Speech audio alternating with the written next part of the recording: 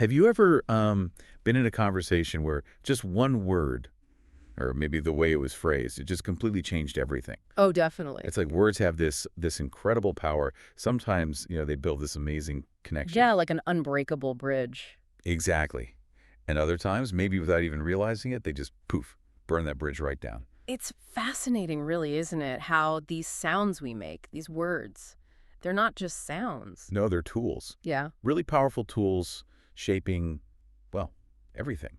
Our interactions, our reality. Our careers, relationships, Yeah. even how peaceful we feel inside. Absolutely. And that's what we're doing today, right? A deep dive into the psychology behind communication. That's the plan. And look, this isn't just about, speaking a bit better or learning some fancy phrases. Right. It's bigger than that. Much bigger. Our mission here is really about unlocking a path to more peace, more control, genuine confidence in all parts of life. And the key, you're saying, is intentional word choice. It sounds simple, but yeah, it really comes down to mastering what you choose to say. It's a big claim. But the source we're drawing on today has this really unique perspective. Right, this trial attorney, communication expert, Mm. highly regarded. Yeah, someone whose whole life, their whole career, has been about using language precisely, in really high-stakes situations. Decades in places where one wrong word could mean, well, huge consequences. Freedom, justice. Totally. So this isn't just theory, is it? These are strategies tested in, like, the courtroom crucible. Battle tested is a good way to put it. Yeah. And then adapted for, everyday life, the conversations we all have. And apparently it's helped millions already, changing lives just by focusing on what they say next. It's pretty powerful stuff. And one idea I found really captivating is this next conversation thing. Oh, right. Tell me about that. We always hear about first impressions. Yeah, and first impressions matter, sure. But think about it. When do you really see someone's character? Good point. Where does that real connection happen? Or where do you sort of hash things out and find resolution? Usually after that initial chat, isn't it? Almost always. It's in that next conversation, that follow-up, when the kind of masks come off a bit. Okay, I see. So the goal for us, for you listening, is to take the clarity and the intentionality of that crucial conversation. And bring it into every conversation. Every single one. Wow. And we're going to do this by looking at 3 pillars. That's right. 3 foundational pillars for really effective communication. First, how to say it with control. Okay. Control. Then how to say it with confidence. Confidence. Got it. And finally, how to say it to genuinely connect. Control, confidence, and connection. Okay, let's dig in. Hashtag tag the transformative power of words. So let's start with the foundation, this expert's background. That's pretty unique.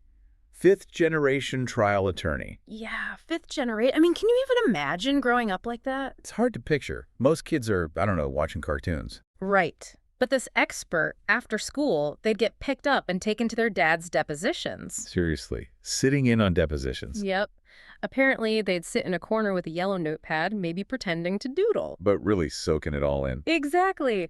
Watching these legal battles, parents fighting over kids, huge corporations going head to head. Wow. What an education in, well, human nature and language. An incredible education. From super young, they're seeing how lawyers build stories, ask just the right questions. How they use words to expose things or untangle really complex stuff. Yeah, and how they navigate conversations to move things forward, even when it seems impossible. Seeing firsthand how courtroom storytelling, that precise language, it could literally change lives. Make or break someone, freedom, money, family, everything. It completely shaped their view of communication as the ultimate tool. The ultimate tool for influence, for resolution. Totally. And that's where their mission comes from now, helping people master what they say next. Moving from conflict to resolution. Finding that peace of mind. It's a really powerful idea, isn't it? Just by changing a couple of words, you can actually change your life. It sounds almost too simple, but the expert argues it's fundamental. Like where you are right now in life. Your relationships, your job, even doing something like this deep dive. It all comes down almost entirely to how you communicate and handle conflict. That's the argument.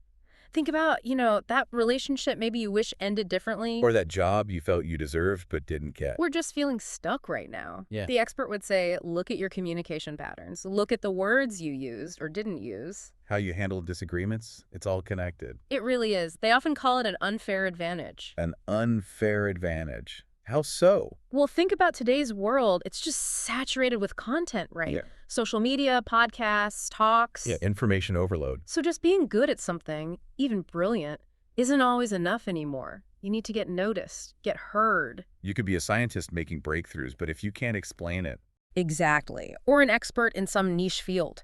If you can't articulate your ideas, persuade people, connect, your brilliance might just stay hidden. we see that all the time, don't we? People maybe half as skilled getting ahead because they communicate well? It happens constantly. If they can speak with clarity, conviction, charisma, Mm-hmm. the advantage is huge. People listen, people act.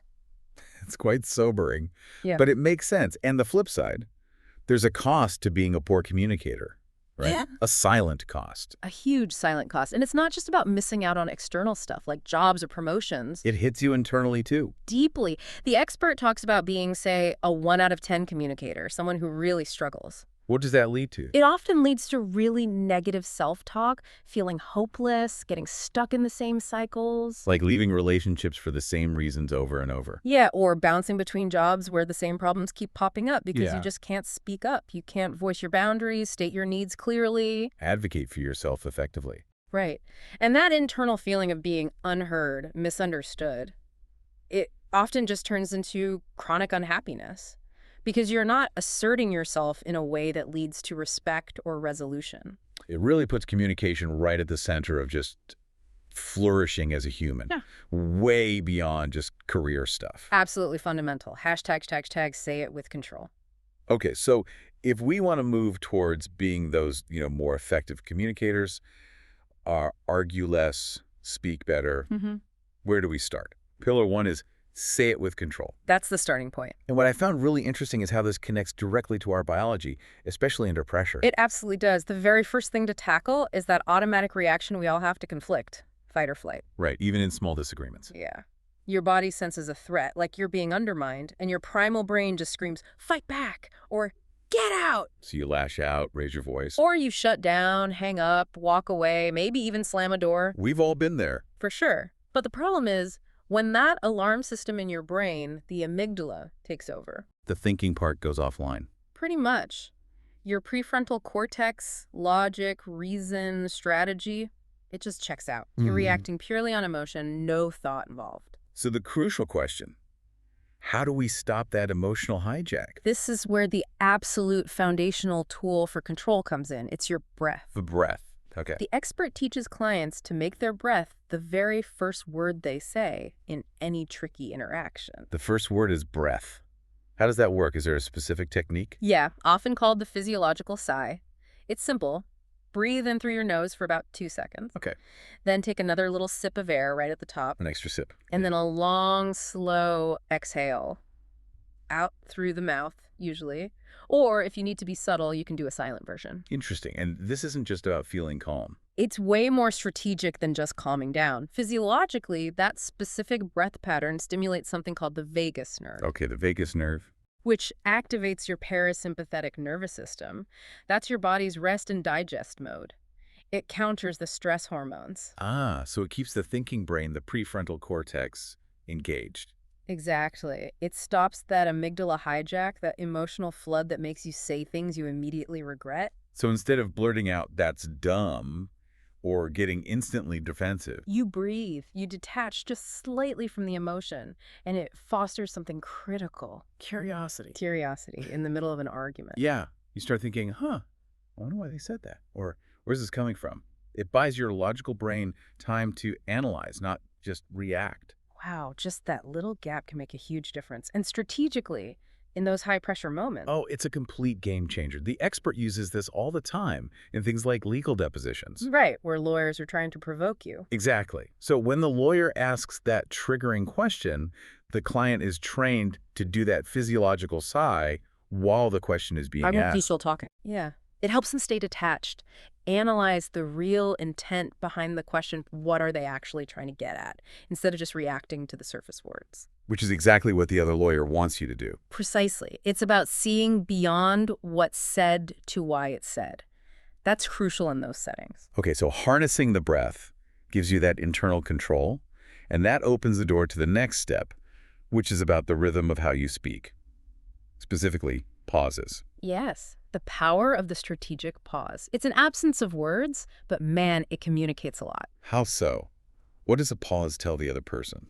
It tells them you've listened, that you're thoughtful, Yeah. that you're actually considering your response, not just firing back instantly. Like you're not just on autopilot. Exactly. Think about the classic "how was your day?" question. Okay. If you just instantly blurt out "good" versus taking a breath, a short pause, I'm saying, "It was a good day. I really enjoyed it." The second one feels different, more considered. Totally. It builds more trust, makes the listener more interested in what comes next, because it feels like you actually checked in with yourself first. I definitely feel that when talking to someone. That pause makes me lean in a bit more, trust Yeah. it more. And this applies beyond casual chat, right? Yeah. Leadership, high-stakes stuff. Absolutely. Think about great leaders in a crisis. They often pause. It projects calm, gathers thoughts, inspires confidence. Yeah, it's true. Or in a job interview, pausing before answering a tough question shows thoughtfulness, sincerity, makes you stand out from someone just rattling off answers. And in conflict. Crucial. The expert mentioned a client, Elizabeth. After learning to breathe and pause, she faced this pushy lawyer and just calmly said after a pause, "No, that's not fair to say." Wow, just that pause gave her the power. It empowered her to hold her ground without getting defensive or overwhelmed. She kept control. Okay, so pauses are powerful. What about the actual speed, the rhythm of the words themselves? Another key element of control: speaking too quickly. It doesn't just make it hard for people to follow. It makes them anxious. Yeah, it can actually induce anxiety in the listener. Like listening to really fast rap music, you miss half the words. They might subconsciously think, are they nervous? Hiding something? Why the rush? Huh. I never thought about inducing anxiety in the other person. It's subtle, but real. The expert uses this great example, the phrase, "I already told you I'm not going to do that." Okay, yeah, sounds familiar. Say it fast, maybe with irritation. It sounds reactive, maybe 5% in control. Right? But now, slow it right down, deliberate. "I already told you. Yeah. I'm not do that." Whoa, same words, totally different feeling. The perception of control jumps to like 100%, even if the underlying feeling hasn't changed that much. It sounds so much more resolute, unshakable. Exactly. It signals you're not easily flustered. People can't push your buttons as easily. It projects this inner calm. And people who struggle with this deliberate pace. Often, they might lack a bit of emotional self-awareness, Huh? unaware of their triggers, letting emotions drive the words instead of the other way around, reacting, not responding. Which connects to those unconscious language habits you mentioned, things that give away a lack of control or self-esteem. Yeah, exactly. The expert points out common patterns like using hedging words all the time. Like, maybe, I think, kind of? You can totally tell me if I'm wrong. Or avoiding direct statements like, "I need." Using softer language instead. And these little words, they feel polite maybe, but they actually undermine you. They really can. They subtly signal insecurity, doubt, like you're not fully behind what you're saying. Little verbal tics betraying us, like using just. Just is a big one. I just wanted to check in. It sounds hesitant, almost apologetic, like you're minimizing yourself. So instead, I wanted to check in. Simple. Simple and direct. The solution is to consciously choose words that push the sentence forward. Make it assertive. Like replacing like with because. Yeah. Instead of, "When you said that, like it upset me," try, "When you said that because it upset me." It adds conviction, directness. Building sentences that assert, not undermine. Exactly. It builds an internal strength that then shows on the outside. It influences how people see your control, your authority. Hashtag check, check, say it with confidence. Okay, so we've got the foundation. Yeah. Control. Mastering that internal state. Now, Mhm. pillar 2. Say it with confidence. Yes, confidence. And right away, our expert flips a common idea on its head. We usually think we need to feel confident before we act, right? That's the common wisdom. I need to feel confident to speak up. But they say, nope, confidence is as assertive does. It's such a crucial shift. Confidence isn't the starting point, it's the result. The result of taking action. Exactly. You don't wait for the feeling. You act assertively, speak your truth, set a boundary, ask for what you need, and the confidence follows that action. It reinforces itself. That's actually really liberating. You don't have to wait for magic confidence dust. So what is an assertive voice then? It's not aggressive. Definitely not aggressive. And it's not passive either, where you just get walked over. So it's a balance. A delicate, powerful balance. It's directness, but with kindness. Speaking your truth clearly, without being rude, but also without letting yourself get railroaded. Letting people know where you stand clearly, respectfully. Respecting yourself and them enough to be straight. Yeah. And building on that, language precision and conciseness are key for projecting that confidence. You mentioned the word just before. Yeah. Just is a confidence killer. I just have a question.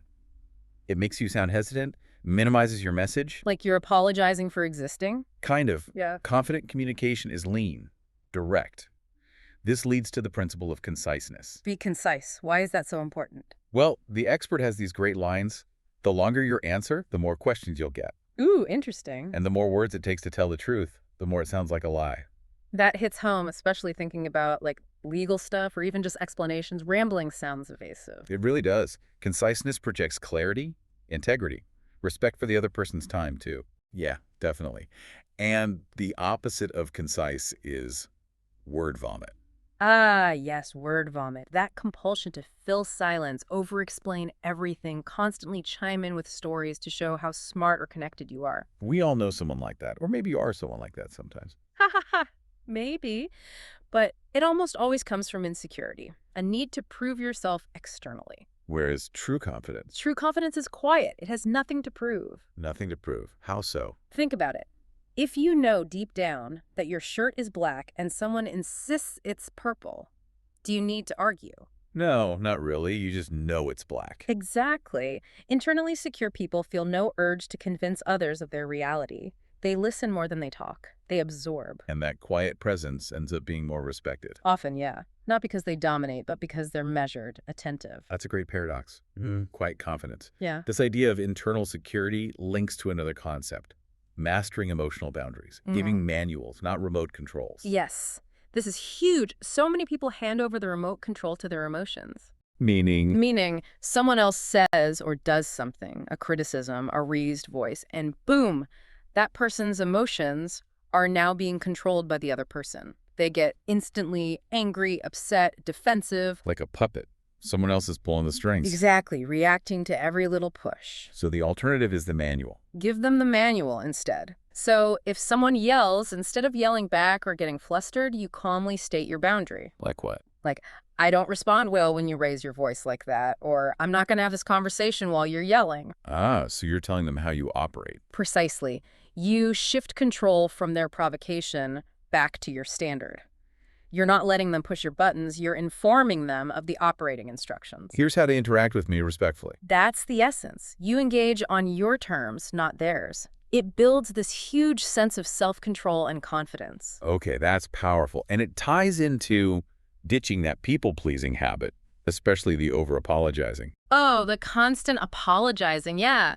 So sorry I'm late for being like 2 minutes late, or hate to bother you, but... We do it all the time. And the expert says this chips away at our self-worth. Subtly but surely, you're apologizing for things that aren't actual mistakes. It's like you're saying your presence, your needs, your time, they're an inconvenience.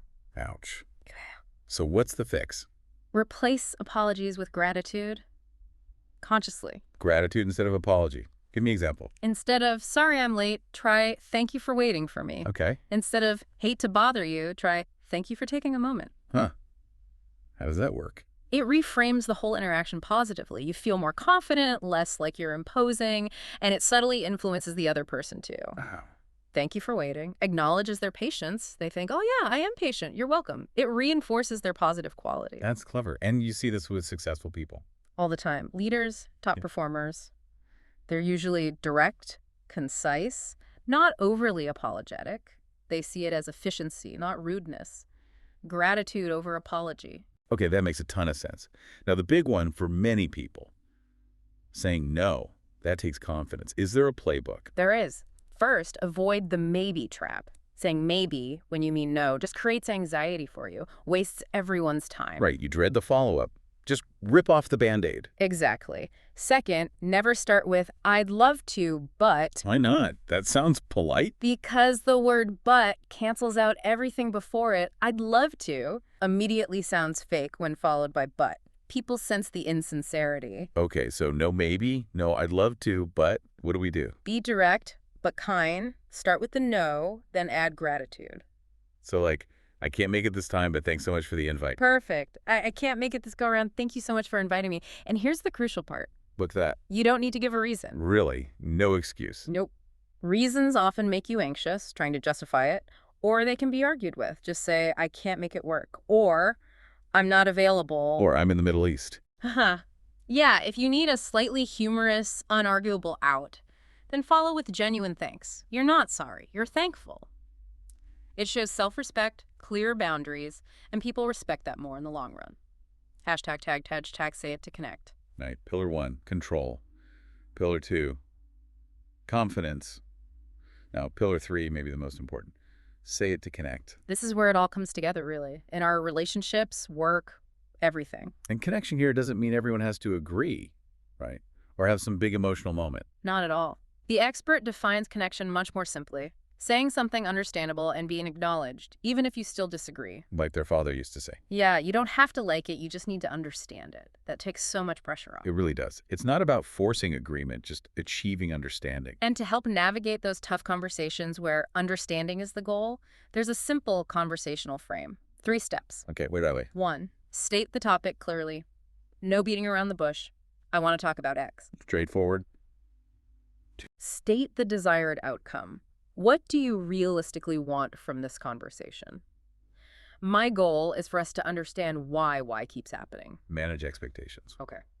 And 3. Get buy-in. Ask, does that sound like a good plan? Or does that framework for you?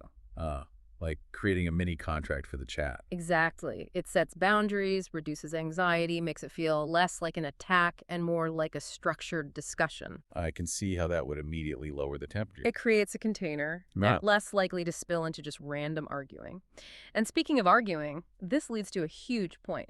Stop trying to win. Don't try to win arguments. But isn't that the point? That's what we often think. But the expert argues forcefully. Trying to win the argument usually means losing the relationship. Oof.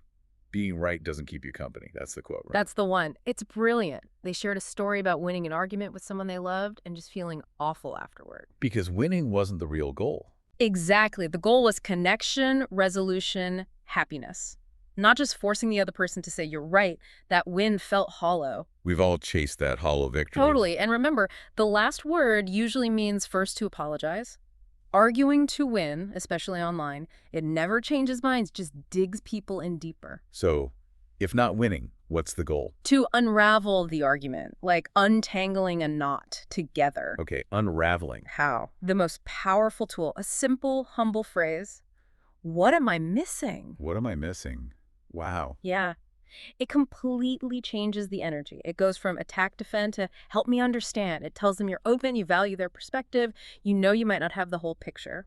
It invites them to share their side, which is often totally different from what you're focused on. Almost always. It disarms them and opens the door to actually figuring things out together. That phrase alone feels like it could prevent so many fights. It's incredibly effective. And this leads perfectly into the 2 glasses analogy. Yeah, yes, the glasses. Yeah. Explain that one. Okay, imagine your mind, your perspective, is a glass filled to the brim with your thoughts, experiences, beliefs. Got it. My glass is full. And the other person, their glass is just as full with their stuff, their history, their beliefs. 2 full glasses. Right.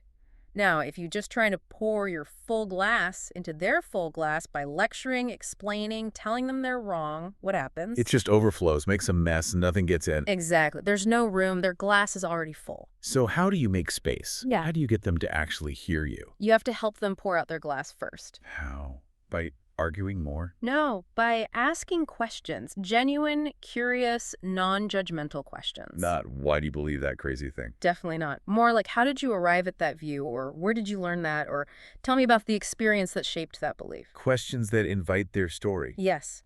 It helps them articulate their thoughts, empty their glass a bit, feel heard and understood without judgment. That's when they might actually have space to consider something new. But it's not instant. Rarely. Minds don't usually change in one chat. It's a process. Pouring out, maybe taking a little in over time. This all points towards something really profound. The person you see isn't always the person you're talking to. This is maybe one of the most critical insights. Game-changing. Meaning everyone is carrying invisible stuff, struggles, anxieties, internal battles you know nothing about. Can you give an example? The expert had some powerful ones. Yeah, the story about Bobby Lepre, the witness in court, huge guy, looks super aggressive on the stand, really combative. Like a hostile witness. Totally. But the expert sensed something was off, asked for a break, and just asked him gently, "What are you struggling with outside of here?" Turned out his mom was about to lose her house to foreclosure. He was terrified. His aggression wasn't about the case, it was fear and frustration spilling out. Wow. Seeing an aggressive witness, but finding a worried son. Exactly. And knowing that changed everything about how they handled him. It makes you think about the rude server or the short colleague. Right. Maybe it's not about you at all. Maybe they're dealing with childcare chaos or a divorce or illness. Their behavior is a symptom of something hidden. Often, yes. Especially those disproportionate reactions. You know, a level 1 issue gets a level 10 response. Yeah, like flipping out over something small. That's usually a sign of a trigger, an old wound getting poked. Like the friend who lost it when told, "You're wrong." Perfect example. That phrase triggered deep childhood stuff about being bullied called stupid. Knowing the trigger doesn't excuse the reaction, but it allows for empathy, patience. It takes discipline, though, right? To look past the surface behavior. Immense patience and discipline to resist reacting to their reaction and instead try to connect with the person underneath. So practically, how do we deal with someone who's clearly triggered?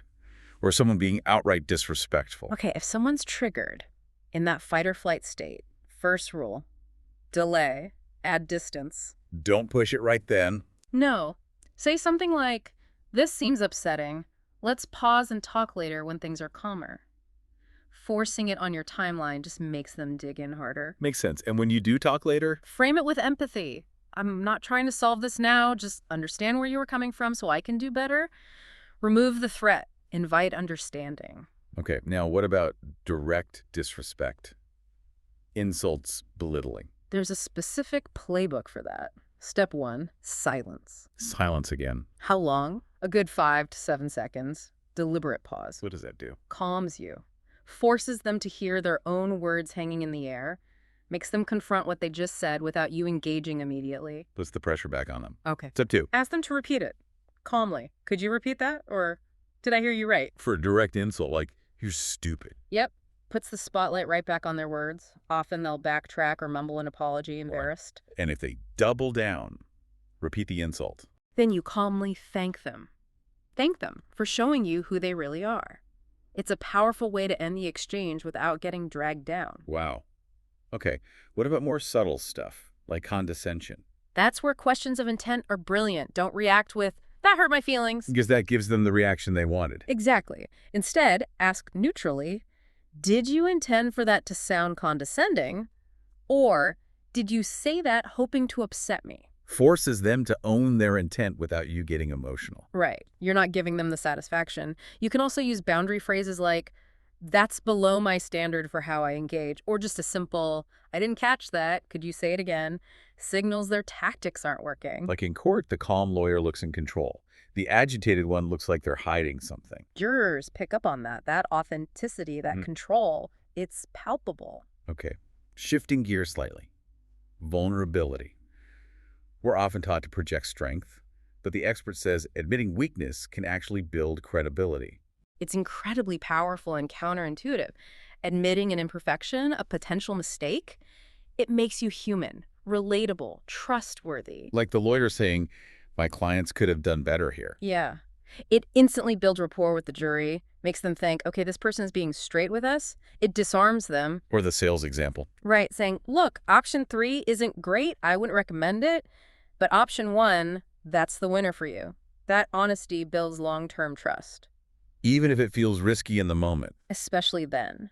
And for conflict resolution, the ultimate vulnerability phrase. The magic phrase. I could have said that better. Simple.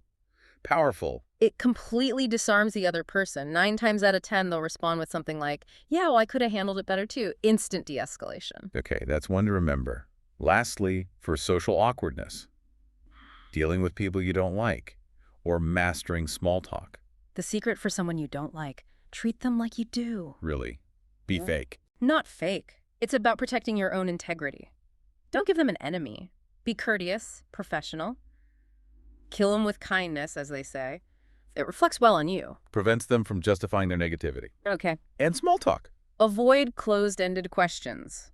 The yes-no killers. Ask open-ended questions instead. How, what, when, where. Exactly. Instead of good weekend, ask, what was the highlight of your weekend? Get them talking. Yeah, and set small goals for yourself. Like, I'll ask 3 open-ended questions. Takes the pressure off. Be curious about their story. How did you get into this work? Or their future plans? What are you looking forward to? People like talking about themselves, their journeys, their passions. They really do. Ask good questions, listen, and connection often follows naturally. #tag the journey of communication mastery. As we wrap up this deep dive, it's striking how timeless these ideas really are. Absolutely. You see them echoed everywhere. Like with historical figures. Lincoln, for example. His genius wasn't just speeches, it was bringing enemies closer. Yeah, putting rivals in his cabinet, transforming hate into loyalty. That's profound emotional intelligence, masterful communication. And it connects to deeper wisdom too, right? Spiritual ideas. For sure. Things like be quick to listen, slow to speak, it all points to the same truth. What you say is who you are. Your words define your character, your reputation. They control what people think of you, shape your path. It's a huge responsibility, and there's that ripple effect. The ripple effect, explain that. Every word you utter doesn't just land on the listener, it ripples outwards. Affects your career, your family, how people remember you, even how the next generation communicates. Like childhood name-calling, 4 eyes or whatever. Those words stick for decades sometimes. They shape self-perception. But the positive ripple is just as strong. An encouraging word can change a life. So knowing this power, how do we actually get better? It feels overwhelming. And the expert acknowledges that. Becoming a 10 out of 10 communicator isn't instant. It's a journey, a practice. So don't try to fix everything at once. Please don't. The advice is practical. Pick one thing, one rule that really hit home, or one habit you want to break. Like cutting out sex or stopping the... Or just practicing that physiological sigh before tough talks. Focus on mastering that one thing. Small changes add up significantly over time. Peace, control, confidence, they grow incrementally. And this journey applies everywhere, even parenting. Especially parenting. The expert, being a parent, talks about creating a safe space for kids. How? Through non-judgmental communication. When they share something hard, instead of reacting with anger, invite them in. Thank you for telling me. I'm glad you came to me. Building trust, openness, breaking negative cycles maybe from our own childhoods. Exactly. Our own experiences are often where we can apply these principles most healingly. It's not an Amazon purchase, this skill. Not a quick fix. No, it's a choice, a discipline, a daily practice. But the payoff is real. Genuine peace, control, confidence. And in today's world, with so much screen time, Right, that communication muscle, the nuance, the empathy, the real back and forth, it gets weak if we don't train it. so these skills are actually becoming more important, not less. Absolutely critical for us, for the kids coming up behind us. The ability to connect, resolve, build bridges with words, it's an increasingly rare, incredibly valuable skill. So let's leave our listeners with this to think about. Given the profound power of your words, how might just one intentional word, or maybe one strategic pause, how might that reshape the most challenging conversation you're facing this week? And what ripple effect, big or small, could that single act of communication mastery create in your life and maybe even ripple out